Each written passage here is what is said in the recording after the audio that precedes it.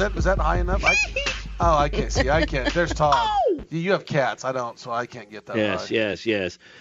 Michael Jackson. We've talked about Neverland for this Neverland HBO. Leaving Neverland. Yeah, Leaving it. That was about a month ago. It was on HBO. That's right. You can still get it because they have their on-demand stuff. But this was the story that focused on two individuals who told their story and alleged molestation by Michael Jackson and occurring at ages, I believe the boys were 8 and 11. They weren't together. It was different times for different boys, but they gave their stories. And, look, the stories are not without challenges to the credibility. Both of these individuals, I believe, when Michael Jackson was being sued back in the mid-2000s or was being prosecuted, said nothing happened, and now they're coming forward to say that it did. So the stories have changed, and they talked about that, why they said what they said and when they said what they said, but it's brought out here. Yeah, the one issue I want to bring up that's very important, and the allegations, because here's a person that's no longer alive, that he can't defend himself. But his estate is saying that now when they came and testified, these young boys, they were not young boys when they testified. They were in their 20s when they testified, and they testified and said, no, nothing happened.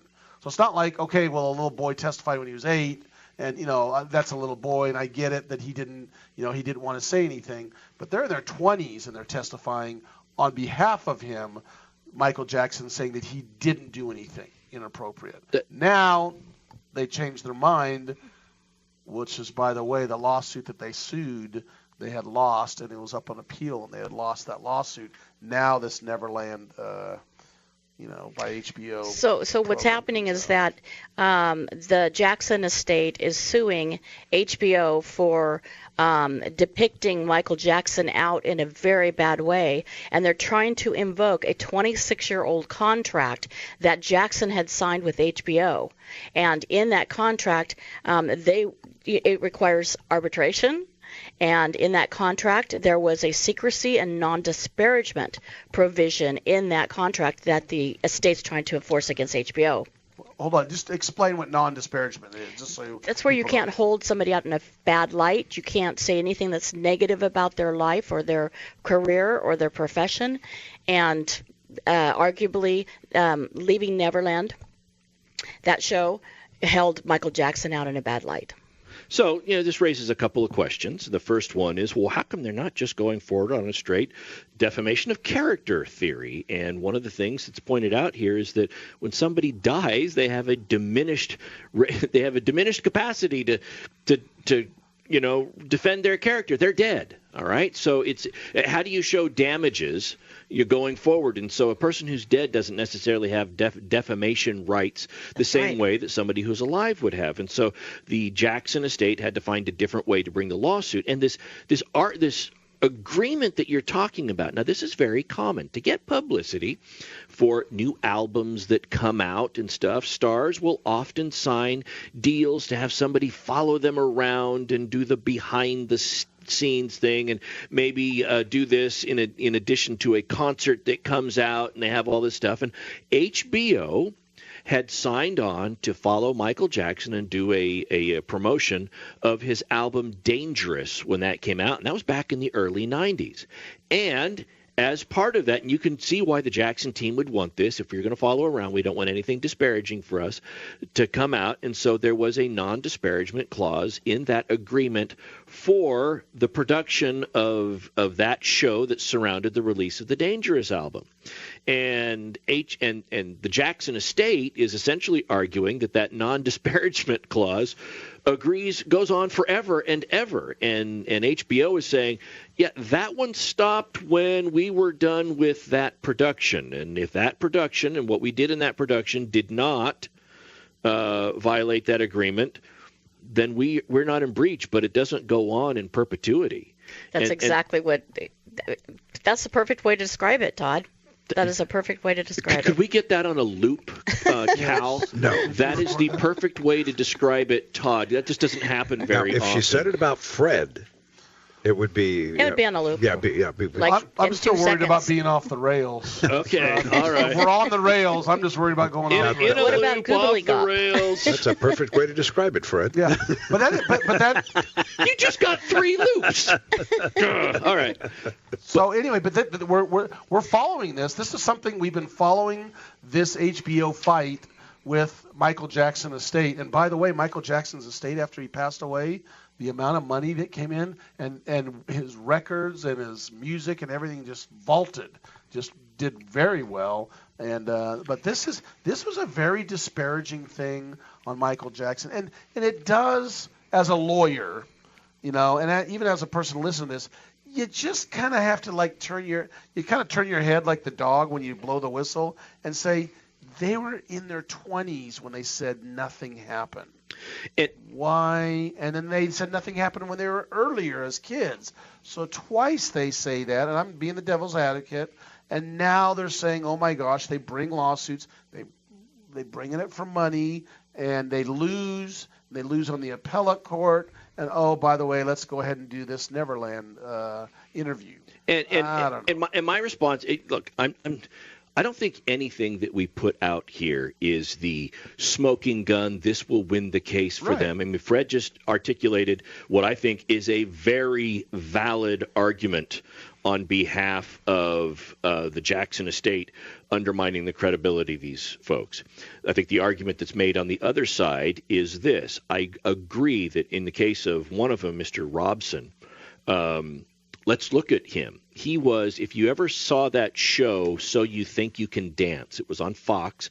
It was the dance competition that was similar to American Idol. He was one of the coaches for the dance couples, the choreographers that would work with these folks. He was also a guest judge. Some of his career is directly attributed to the influence of Michael Jackson coming forward. And back in the 2000s, Jackson's still a hot commodity. You get his album that he died while preparing for the tour was coming up and later on in that decade.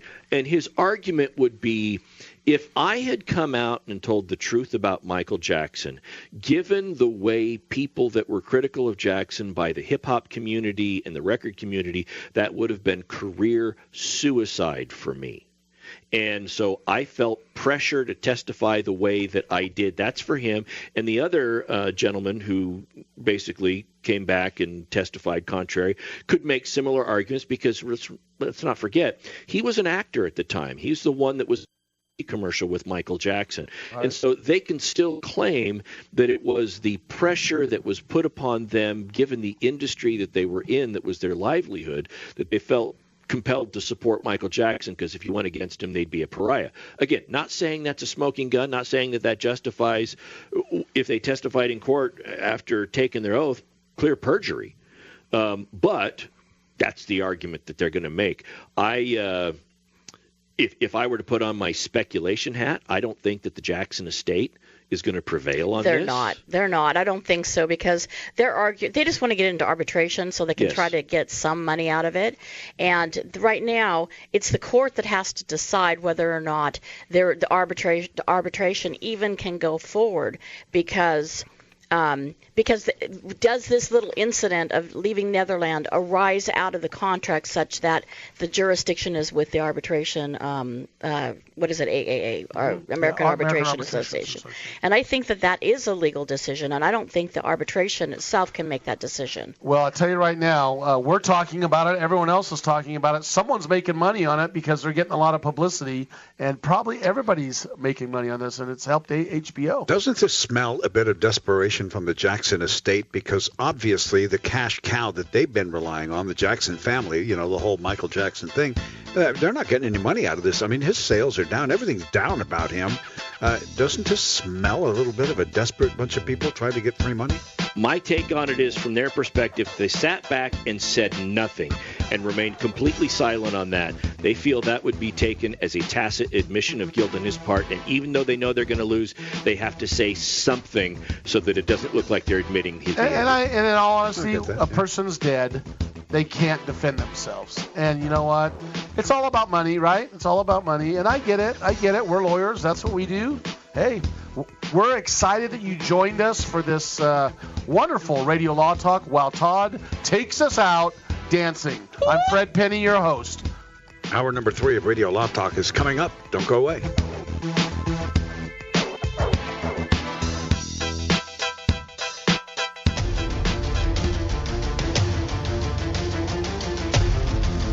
You have been listening to RadioLawTalk.com, a copyrighted presentation of Radio Law Talk Incorporated. You